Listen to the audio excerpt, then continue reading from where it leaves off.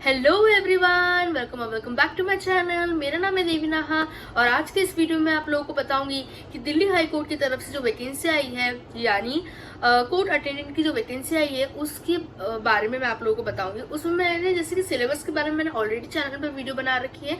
अगर आप लोगों को जानना है कि कौन से बेस्ट बुक्स और बेस्ट एप्लीकेशन आपके पास क्या होनी चाहिए, तो ये वीडियो आपके लिए है। देखिए, आपका जो प्रिपरेशन है उसको इजी करने के लिए ही मैंने ये एप्लीकेशन प्लस बुक्स का मैंने जो है सब नोट डाउन कर लिया है।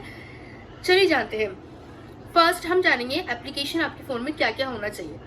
तो देखिए, एप्लीकेशन आपके फोन में अगर आप लोग इंस्टाग्राम, फेसबुक और कोई और ऐसे कोई ऐप जो जो जिसमें बातें करते हैं, चिट चैटिंग वाला जो ऐप्स होते हैं, अगर वो है व्हाट्सएप को छोड़ के, तो आप लोग उसको अभी अनइंस्टॉल कर दीजिए। ठीक है। और सिर्फ यूट्यूब होना चाहिए आपके फोन में, टेलीग्राम होना चाहिए आपके फोन में, और यूट्यूब और टेलीग्राम और प्लस वो ऐप होना चाहिए आपके फोन में जिससे आप लोग प्रिपरेशन कर रहे हैं। मींस अगर कोई पेड बैच आपने ले रखा है, फॉर एग्जांपल किसी भी एप्लीकेशन से, जैसे कि टेक्स्ट बुक हो गया, बायजूस हो गया, अनअकैडमी हो गया, या फिजिक्स वाला हो गया, कोई भी, ठीक है। अगर आपने किसी भी एप्लीकेशन से कोई भी मॉक टेस्ट या आपने कोई पेड बैच ले रखा है, तो वो एप्लीकेशन, बस ये तीन, यूट्यूब, टेलीग्राम क्यों मैं बोल रही हूँ टेलीग्राम, इसलिए आपके फोन में होना चाहिए क्योंकि बहुत से यूट्यूब चैनल होते हैं, बहुत से पेड बैचेस के चैनल होते हैं, या जो फ्री में भी रिसोर्स में पढ़ाते हैं, वो लोग जो पीडीएफ्स वगैरह होती है या कोई जानकारी जो होता है, वो लोग ज्यादातर टेलीग्राम पे ही पोस्ट करते हैं उस चीज को, ताकि आप उससे कनेक्टेड रहे। इसलिए आपके पास टेलीग्राम होना चाहिए और टेलीग्राम में भी उन चैनलों को आपको फॉलो करना चाहिए। ठीक है। उसमें एक्स्ट्रा अननेसेसरी कुछ नहीं करना, आपको सिर्फ उन्हीं चैनल को फॉलो करना है जिनसे आपको इन्फॉर्मेशन मिलेगी, वो भी आपके काम की इन्फॉर्मेशन। ठीक है।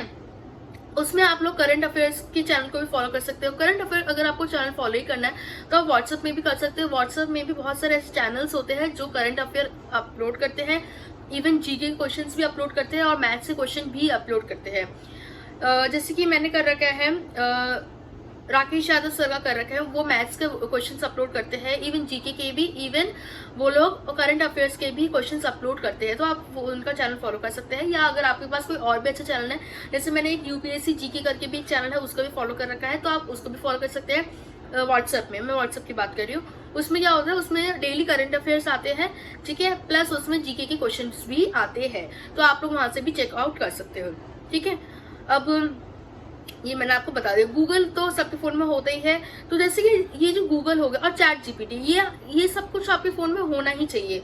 ठीक है। मैं चैट जीपीटी क्यों बोल रही हूँ, मैं आपको बता देती हूँ। चैट जीपीटी में इसलिए बोल रही हूँ ताकि आपको कोई भी इन्फॉर्मेशन की जरूरत हो, ठीक है। फॉर एग्जाम्पल आपको कुछ समझ में नहीं आ रहा कोई टॉपिक, जैसे कि मैं बता देती हूँ कैसे आपको यूज करना है। फॉर एग्जाम्पल आपको इकोनॉमिक्स आपको पढ़ना है, ठीक है, आपको इकोनॉमिक्स में कुछ समझ में नहीं आ रहा है, तो अब आप क्या करेंगे, वो टॉपिक्स जो भी है टॉपिक, फॉर एग्जाम्पल आप लोग कैपिटलिस्ट इकोनॉमी है, ठीक है, आपको नहीं समझ में आ रहा वो क्या होता है, आप सिंपली अपने चैट जीपीटी पे जाइए और लिखिए डिफाइन मी अबाउट या elaborate me about capitalist economy, तो वो बहुत अच्छे टर्म में आपको लिख देंगे और वो उसमें से आप समझ पाओगे। क्योंकि कभी कभार क्या होता है, हमें ना ही बुक की भाषा समझ में आती है और ना ही हमें जो हमें समझा रहा होता है, हमारा जो ट्यूटर होता है, हमें उनकी भी भाषा नहीं समझ में आ रही होती है। ठीक है, मतलब समझाने का तरीका नहीं समझ में आता, तो चैट जीपीटी क्या करता है, उसको आपको इजी वर्ड्स में आपको समझा देता है, तो वो आपके लिए बहुत काम में आएगी थ्रू आउट योर लाइफ। ठीक है। कुछ भी आपको समझना हो, कोई भी क्वेश्चन करना, आप वहां से पूछ सकते हैं। बट ध्यान रखिए, कभी कभार चैट जीपीटी भी थोड़ा बहुत गलत इन्फॉर्मेशन दे देती है, तो वो आपको अच्छे से, मतलब पढ़ाई से रिलेटेड शायद वो गलत नहीं देगी, बट हाँ, अगर आप कुछ ऐसा कोई क्वेश्चन पूछ रहे हो जो उनको भी नहीं पता हो, क्योंकि बहुत सारे ऐसे क्वेश्चन है। फॉर एग्जाम्पल मैं आपको बता देती हूँ कि अगर आप लोग उनसे पूछोगे कि इसका वैकेंसी कब आएगा, तो वो लोग ऐसा कुछ भी लिख देते हैं। मैंने ऐसा बहुत बार सर्च किया कि इसका वैकेंसी कब आएगा, ये क्या है, तो वो लोग लिख देते हैं कि यहाँ आ गया है, मतलब वो आ चुका है। फॉर एग्जाम्पल अप्रैल 2025 का आ रखा है और वो लिख रहे आ रहा है, तो ये तो गलत इन्फॉर्मेशन है। ठीक है। तो आपको इन सब में भी ध्यान से पढ़ना है, ध्यान से हर चीजें, अपना दिमाग, कान, आँख सब कुछ खोल के फिर पढ़ना है उसे। और कोई अगर गेमिंग ऐप है तो आप उसे डिलीट कर दीजिए। ठीक है। यूट्यूब से स्टिक रहिए, अगर आपको थोड़ा इंटरटेनमेंट भी चाहिए तो यूट्यूब में ही देख लीजिए जो भी देखना है। प्लस यूट्यूब को आपको कैसे आप उसको चलाना है, मैं वो भी बताती हूँ। यूट्यूब में आप हमेशा ऐसी चीजें देखिए जो आपकी काम की हो, ना कि अननेसेसरी चीजें देखिए। मीन्स पढ़ाई से रिलेटेड देखिए, और अगर आपको देखना ही है तो मतलब देखिए फ्री टाइम ऑफकोर्स होना चाहिए, ऐसे नहीं कि पढ़ाई में घुस जाना है आपको, ठीक है, ऐसा भी नहीं होना चाहिए। आप थोड़ा बहुत ब्लॉग्स देख लिए या कुछ एंटरटेनमेंट जो भी आप किसी किसी का डेली जैसे सीरियल देखना होता है, जैसे मेरा सीरियल देखना होता है, ठीक है, तो आप लोग वो देख सकते हैं, या जो भी आपके फेवरेट क्रिएटर्स है उसका आप चैनल देख सकते हैं। बट ये तो बात की बात रही, ठीक है। मुझे ऑफकोर्स किसी को भी ये सब बताने की कोई जरूरत नहीं होती, क्योंकि हर कोई कर ही रहा होता है। जो नहीं कर रहा होता एक्चुअली हमें वो बताना चाहिए। अब मैं आती हूँ बुक्स पे, ठीक है, मैंने आपको सब कुछ बता दिया। अब मैं आती हूँ बुक्स पे, कौन कौन सी बुक्स आपके पास होनी चाहिए। देखिए, सबसे पहले मैं आपको थोड़ा एक स्नैपशॉट दे देती हूँ। सीजीएल का जो एग्जाम होता है, अगर आप लोग फॉर एग्जांपल आप सीजीएल की प्रिपरेशन कर रहे हो या किसी भी गवर्नमेंट एग्जाम की प्रिपरेशन कर रहे हो, ठीक है, नॉट ओनली सीजीएल, किसी भी गवर्नमेंट एग्जाम की प्रिपरेशन कर रहे हो, तो उसमें मेन जो कोर सब्जेक्ट्स होते हैं वो होता है इंग्लिश, मैथमेटिक्स, जीके जीएस, और होता है आपका रीजनिंग, इंग्लिश, मैथ्स, रीजनिंग और जीके जीएस। हाँ, ये 4 होता है। बट किसी किसी एग्जाम्स में हिंदी होता है रीजनिंग के बदले, या किसी किसी एग्जाम में 5 हो जाते हैं, ठीक है। तो अगर आपको ये ध्यान रखना पड़ेगा कि इस एग्जाम में सिर्फ रीजनिंग को छोड़ के हिंदी आ रहा है, मीन्स इंग्लिश तो आ ही रही है और सेम 25 मार्क्स की आ रही है, मैथ्स भी 25 मार्क्स की आ रही है, जीके जीएस भी 25 मार्क्स की आ रही है, बट रीजनिंग नहीं आ रहा है, रीजनिंग की जगह हिंदी आ रहा है, ठीक है। तो अगर हम हिंदी को साइड में रखें 1 मिनट के लिए, अगर हम बाकी 3 सब्जेक्ट की बात करें, तो ये 3 सब्जेक्ट आप जहां से पढ़ रहे हैं आप वहीं से पढ़िए, ठीक है। आपको अलग कोई कोर्स लेने की कोई जरूरत नहीं है। अगर ऐसे बहुत सारे चैनल्स आएंगे अभी पेड कोर्सेज के लिए, वो लेने की कोई भी जरूरत नहीं है, क्योंकि यूट्यूब पे इतना कुछ है कि आप सब नहीं पढ़ पाओगे, ठीक है। और देखिए, जो सिलेबस होता है वो सिलेबस ही पढ़ा रहे होते हैं, कोई पेड बैच है कहीं और अलग कुछ नहीं पढ़ा रहे होते, वो सेम ही चीज पढ़ा रहे होते हैं, ठीक है। तो कोई भी टॉपिक समझ में नहीं आ रहा, आप अपने सिलेबस कंप्लीट कीजिए। आपको जो टॉपिक लगता है नहीं आ रहा है, आपके पास यूट्यूब है, आपके पास चैट जीपीटी है, आपके पास गूगल है, हर चीज है जहां से आप समझ पाते हैं, या बुक्स है आपके पास, वहां से आप समझ जाएंगे। तो पेड बैचेस लेने की कोई जरूरत नहीं। अगर आपने ले रखा है तो अच्छी बात है, आप वहीं से पढ़िए, अगर नहीं ले रखा है तो आप मत लीजिए, ठीक है। मैं तो यही सजेस्ट करूंगी। बट अगर आप बिगिनर है तो सबसे पहले तो आप एनसीईआरटी से अपना शुरू कीजिए। जीके और जीएस की बात कर रही हूँ मैं।